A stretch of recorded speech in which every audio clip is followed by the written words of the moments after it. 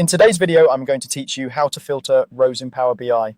We'll walk through two practical ways to control which records appear in your dataset so your visuals stay clean and accurate. Start by opening the Power BI app on your desktop and navigating to a report that contains the table you want to adjust. On the Home ribbon, select Transform Data. This opens the Power Query Editor, the workspace where you shape and clean data before it loads into your model. Working here is safe because you're editing a query, not your source files. In the data preview, locate the column you want to filter and click the small arrow in its header. A list of values will appear. Simply uncheck the items you want to exclude from your data, then choose OK. The preview refreshes to show the remaining rows, and on the right side, you'll see a new step called Filtered Rows in the Applied Steps pane. That step records your criteria so the filter runs automatically every time the query refreshes, and you can revisit it later to make changes if your requirements evolve. You can also filter by removing rows using the Home ribbon's Remove Rows command.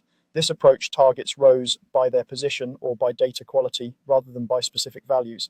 Remove top rows trims a set number from the beginning of the table, which is helpful if your extract includes extra header lines. Remove bottom rows drops a chosen count from the end, useful for trailing summaries you don't need. Remove alternate rows removes data in a repeating pattern, which can help when rows follow a predictable keep and skip sequence. Remove errors, delete any rows that contain error values in one or more columns, a quick way to tidy problematic records. And remove blank rows clears out rows that contain no data at all, keeping your tables lean and reliable. A quick tip as you work. Keep an eye on the Applied Steps panel. Every filter and removal you perform is listed there in order, and that order matters because each step builds on the previous one. If you notice unexpected results, reviewing those steps often explains what's happening.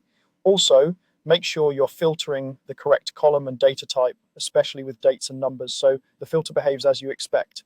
That's it. Two straightforward methods to filter rows in Power BI using value filters and row removal options. Thanks for watching, and happy data shaping.